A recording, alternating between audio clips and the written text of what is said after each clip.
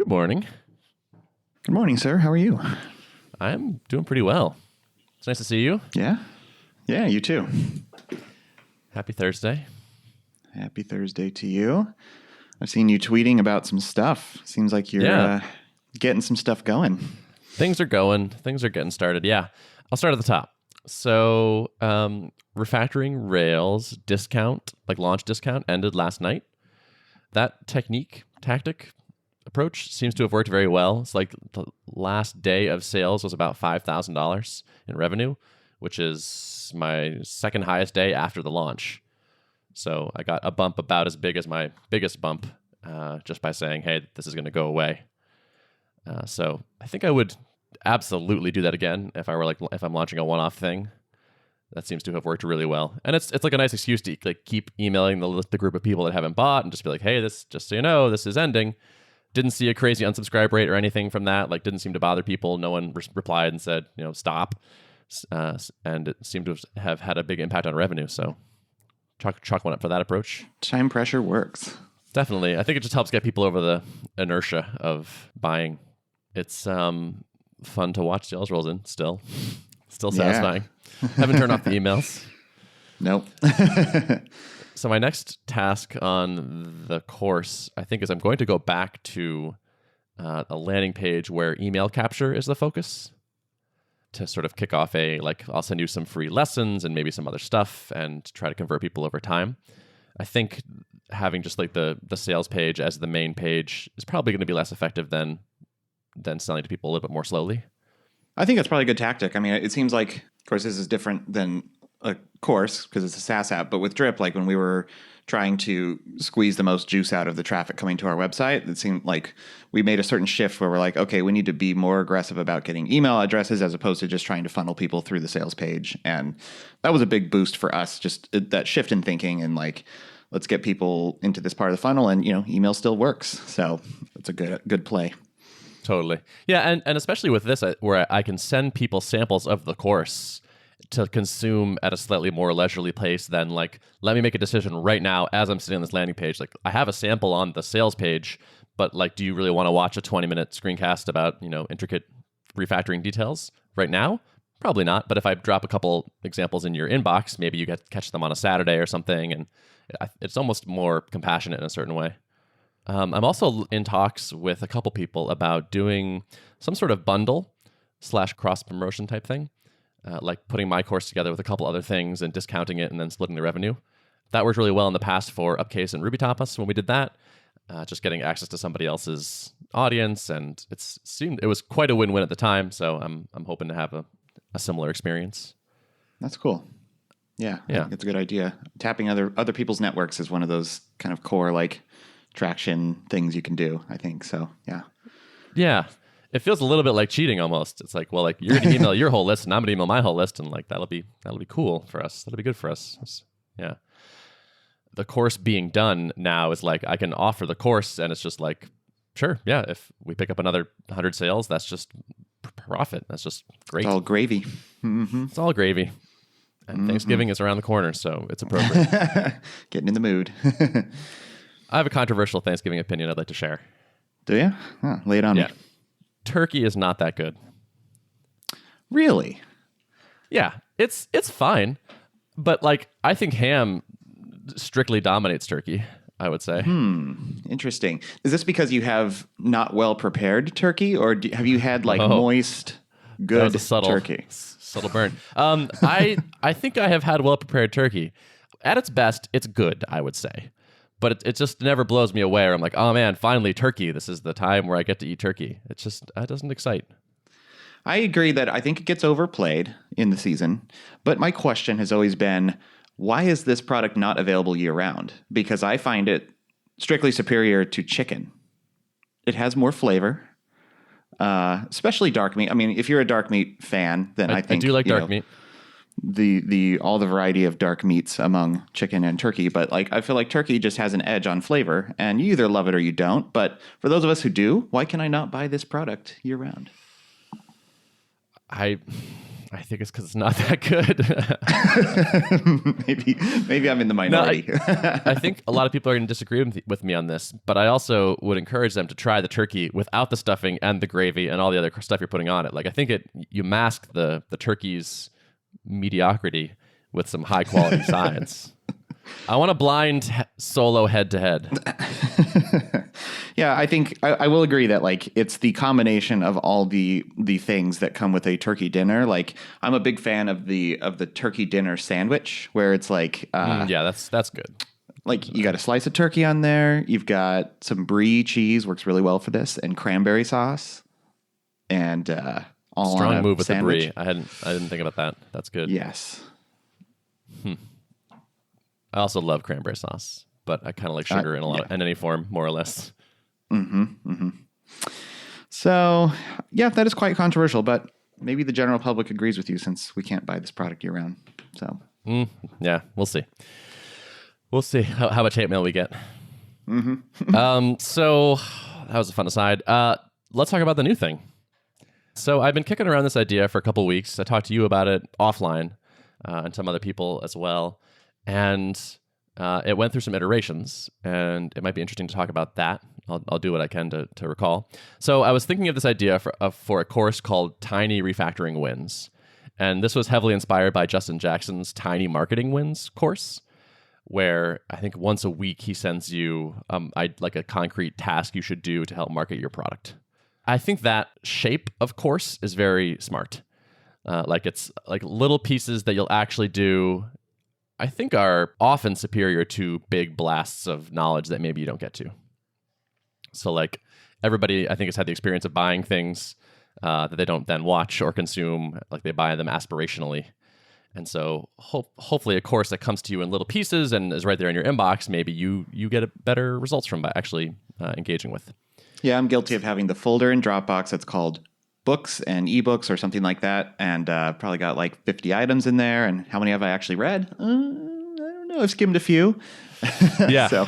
I think we're probably all guilty of that. The irony does not escape me as someone that just launched a course that probably is going to end up in some people's Dropboxes and possibly get unwatched. And so it's like, okay, that's a shame. Like, having put all that work into this, there probably will be a lot of people that don't actually get around to it. And so I was trying to think, like, what could I make that would help improve that or get over that problem? And so I pitched some people on the refactoring wins, tiny refactoring wins idea. Underwent some iteration, and I actually, a really good suggestion, the suggestion that really changed the idea of it to me, or the positioning of it, was from my friend Jeff, who is actually not a programmer. He's on my newsletter because he just like wants to keep tabs on what I'm doing and offer support, I guess. So I sent out this idea to my list. So I have there's 1,200 people on my newsletter, and so I took 100 at a time. And so I took the first 100, and I was like, here's the thing I'm thinking of. What do you think? And I got some feedback, and I was like, okay, cool. And I rolled that feedback into the idea, and I sent out a new email to a new 100 people and said, here's what I'm thinking of doing. What do you think? That was actually really useful to just to help me iterate on the initial idea. But then around the second round of feedback, Jeff was kind of like, you know what I love is those fitness challenges where you go hard for a while, and you have this some support from a group. And he's like, I'm amazing at a 30-day challenge. He's like, a 6-month thing, which is how I was originally pitching the course. He's like, I'd be less sure that I'm going to be able to maintain that.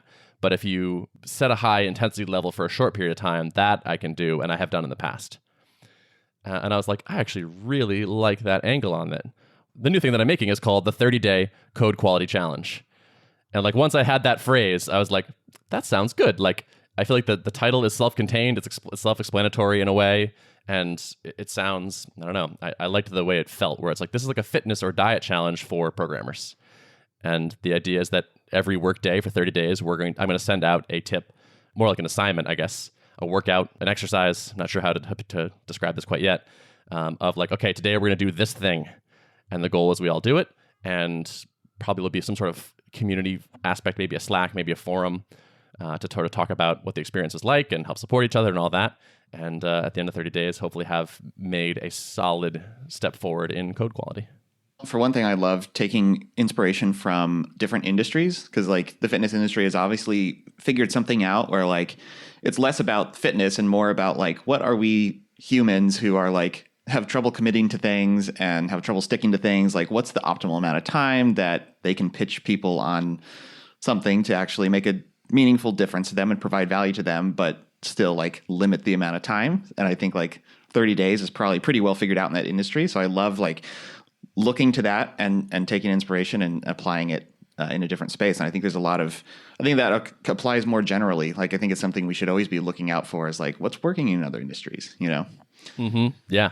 It feels like cheating all over again, where it's just like other people have gone through some of this work. And like, yeah, you're totally right. Like fitness in particular is very concerned with behavior change. It's hard to get people to change their like exercise and diet situation. You can probably trust that if this is a popular idea over there, it's because it works pretty well. So that experience of like iterating and having people to talk to and get feedback on was like just so helpful. I continue to be surprised at how useful it is to run my ideas by potential customers and other smart people and just get feedback and have the final result come out much better than it started. I also love the way you're utilizing your email list. I mean, this feels really powerful. And just to circle back real quick, you did chunks of 100 people. Do you feel like that was a good sample size for surveying folks? It probably wasn't quite high enough. The response rate was not super great. I was surprised. Like there was one time where I emailed maybe 130 people and got back like 3 responses that day, and then have maybe like 4 or 5 more over the next week. And I was expecting more than that. But so 200 or something is probably maybe a better number to get a little more feedback all at once. Are you doing anything to tease out this list, or is it just purely a random sampling of your total email list? It's random. So I'm going into Drip's audience segment chooser for a broadcast and being like, email contains R, and see how many people email contains F, and just like looking for a letter that gives me about 100 people.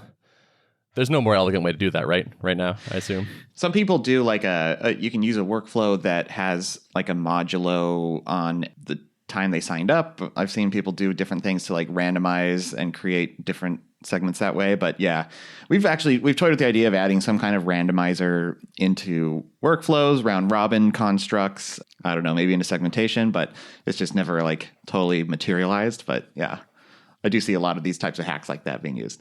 Yeah. I have a random feature idea that's probably so niche it's insanely not useful, but it occurred to me as like a weird edge case user. I didn't get around to hooking up the Gumroad to Drip integration to actually tag people who bought the course. And so a couple times I would export a list of all my orders from Gumroad and then go over and do a bulk import into Drip and then add a tag to those people, say these people bought the course. And I did this a couple times. And at one point I realized, this is such a programmer suggestion, but I imagine Gumroad's CSV is consistent looking. And I was just thinking it would be the slickest thing in the world if I went to upload a Gumroad CSV and Drip was like, hey, this is from Gumroad. Do you want to just enable the integration to Gumroad? Like when I went to do the import. And like I imagine there are a number of services whose data looks, a certain way, where you could maybe like you could have a fingerprinter that's like, oh, this is a whatever export or something. Right. Yeah. People like MailChimp. I can always spot a MailChimp export because it's like all caps, custom fields, and they have a certain naming convention. Yeah. Huh. That's clever. I like that because that's one thing where it's like a way to make your machines smarter and more clever, and it's always a nice UX polish when we can offer that. So yeah, totally. And that feels like a priority 10,000 down the list kind of thing. But I was like, oh, that would be really slick if that little thing happens. Yeah. So I figured I'd mention it. Cool. And I'm going to cancel if you don't build this in the next week. Yeah. Oh boy. Yeah. So yeah, the iteration was cool. And then, so I put up a landing page, started a design contest for a logo on 99 Designs, trying that out for the first time. We'll see. I'm doing like the cheapest, like $300 make me a logo thing. And I like declined all their upsells and all that. So I'm like, okay, what is, or it might be 400. I think it was 400. It's like, what is the cheapest version of this get me? So I'm curious to see how that looks. And I'll report that back. It's nice having an existing audience, it turns out. Like just from tweeting this thing, I have like 150, 170 people signed up to that initial, to the list, which is cool. And the email to my newsletter hasn't gone out yet. So it's so nice to be able to seed a new thing with existing with people and just like right off the bat have interest. Yeah. That speaks again to just like building your following, building your email list. All these things are like assets that anyone who's thinking about launching anything can be working on. Even if you don't have a solid idea that you're ready to launch yet, or you're not ready to make the jump into launching your own products, like this is an asset that you're going to be able to use over and over again. So 100%. Yeah. I'm starting to realize this is probably my most important asset. I'm trying to take it more seriously and do some tweaking and optimizing and paying attention. So giving some love to my newsletter and whatnot. But yeah, it's important. But I'm in an interesting spot with this new course where I don't quite know what it's going to be. So I sort of have the outline in a way, and like I think I understand the major parameters, but I don't quite know beyond that. I don't think I even said, but like the idea is that the assignments are language agnostic. And so they're things like, grep your code base for to-do comments and then delete them and create tickets somewhere better, like a better place to track those kind of things. Or like run your test suite with the Wi-Fi off and see if anything fails. So things that will work in any language or app is what I'm shooting for. But beyond, and then, we're going to run it for 30 days and we're going to have some sort of community interaction. And then beyond that, I don't know like how it's going to be. And so I'm kind of taking the opposite approach of Refactoring Rails, where like I figured everything out and then put it up for sale. And now this is like, I figured basically nothing out in a way, except the broad strokes. And I'm going to kind of do it on the fly. Yeah. What are you thinking on pricing for this? Is it like you want to keep people ongoing, or is it a one-time sale? Or right now, my plan is to make the first run of this free. So I'm hoping to get a lot of people in it. I don't actually quite know how to think of this. I don't actually know if it makes sense to have it free. Right now, like the landing page says it's going to be free. I don't know if that's smart. So I think if I made it free, it's going to get more buzz, I think. Like I think I'll have more success at getting people to share it and getting a lot of people in the door.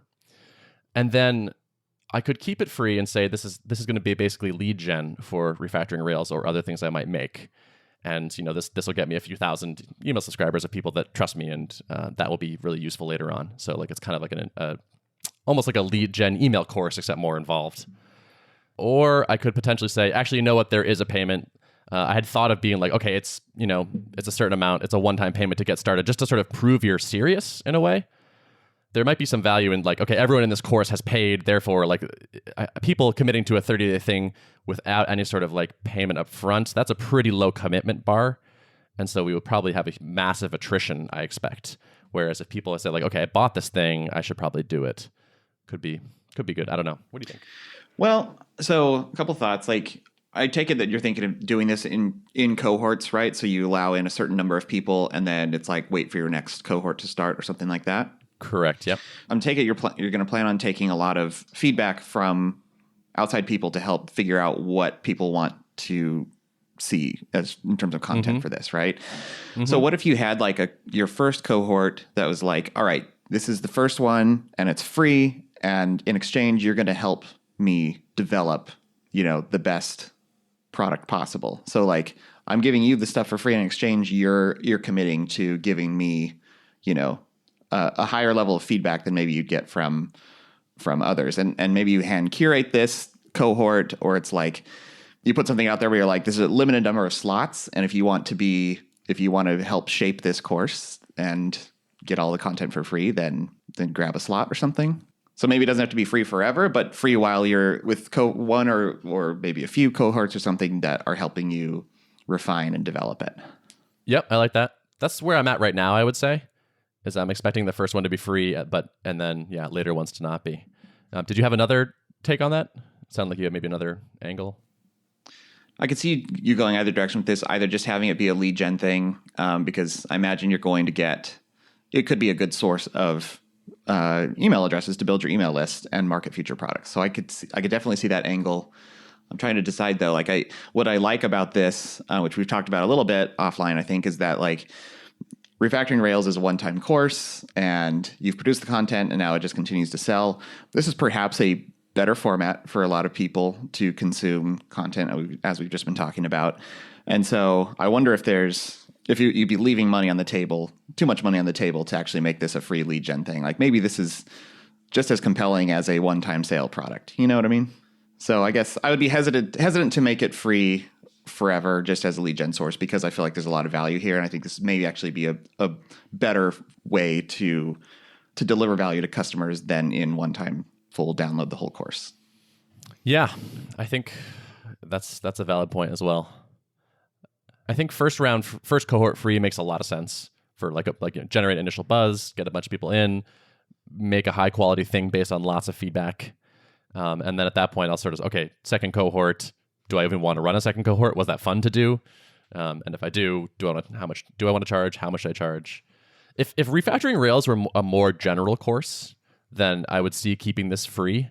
Like if it weren't Rails specific and it were just refactoring techniques for whatever, passionate developers or something, then I could see how this would just be perfect lead gen into that. And so keeping it free might be worth it. But I imagine I'm intentionally keeping the course language agnostic to kind of expand the audience. And so if all I can offer is a Rails specific course, the conversion rate I imagine is going to be not amazing. Yeah, it'll be interesting to see how many concepts generalize well to all the possible languages. I wonder if it's going to be mainly dynamic language centric, or I feel like it'd be hard to offer advice for languages with static types versus ones without. Like they're going to have different quality metrics, quality parameters, whatever. It's true.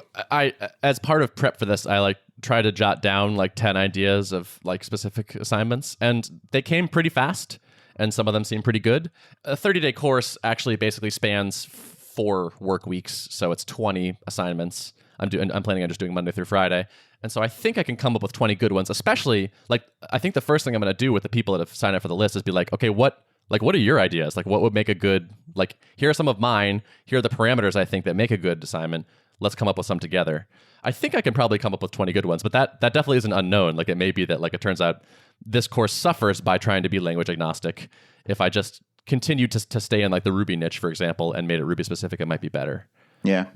I'm open to that being true. Yeah. I think it's also interesting though, I find as I've played around with Elixir, I've played around with Elm now quite a bit, loving it, that taking inspiration from patterns I see in those other languages does influence the way I write Ruby. I strive for immutability in Ruby, even though the language doesn't enforce it for me. I try not to mutate objects, internal state of things when I don't have to. And yeah, it's interesting that you could have some good cross-pollination of these are general principles kind of drawn from, a lot of modern languages people are using. And that could be an interesting way to spin it too. Mm-hmm. So one thing I'm thinking with this course is because it's language agnostic, I'm sort of expecting that there will be people that sign up that don't know me as well. They're from other industries or other language communities. And so I'm trying to figure out how to build rapport. And so I think I'm going to be the first thing I'm going to do today actually is record a welcome video of just me in my apartment, talking to people and saying what's up. Because I think that's just a better way of people feeling there's a connection. I'm planning on trying to utilize that throughout the course where instead of just sending people an email with all the details and a question, here's the latest video and watch this to see what's going on. That's cool. I like it. Personal connection makes it feel more engaging, I think. So yeah. It's nice to have the course launch to sort of refill the runway basically. So it's now I feel I have a little more, I have flexibility to play with some new ideas. I think if I hadn't launched Refactoring Rails and had sales go well, which I should talk about, I don't think I would be as comfortable doing this code quality challenge for free in the first cohort. And by the way, just final numbers. Well, not final, but final as for the discount. I'm looking at just under $36,000 in sales. Very nice. Very nice. Yeah, which feels pretty good. I mean, there are worse things. For sure. Yeah, that's awesome. Yeah. I've read so many blog posts by people that are amazing at this thing, and like how I launched my $60,000 thing, or how I made $100,000 on this thing. And it's so I have these huge numbers in my head, but it's when I tell normal people about what's going on, they're wait, what? Yeah. And I'm yeah, I mean, I would say that's a decent showing for somebody, and they're that's decent. So yeah, it's crazy how you're comparing yourself to others affects your perceptions. Yeah, I've been guilty of that a few times where it's you're looking at across all tech startups and I talk about the code tree exit and I'm yeah, it was a nice little thing. And you're little, what are you talking about? Mm-hmm. So Yeah. It's like someone cut you a 6-figure check. Right. Yeah. Cool. So what's up with you? Yeah, it's actually a pretty light week, and I think we're doing good on time. So maybe we just about wrap it. Well, okay. Oh wow, it's been a half an hour. Yeah, time flies when you're talking about turkey. It does. Yeah, the turkey controversy of 2017. Yeah, it's all that tryptophan in this conversation. Oh, by the way, if you want to try this crazy Ben invents a course on the fly code quality challenge thing, you can go to codequalitychallenge.com. The first cohort I'm aiming to start November 13th. Is that right? Yeah, November 13th. So if you don't sign up in time, you're going to have to wait till the next one. So time pressure. Ooh, get on that list. Yep, get on the list. But I think that's it for me. If you'd like to access the show notes for this episode, you can go to artofproductpodcast.com. Thanks for listening. Thanks.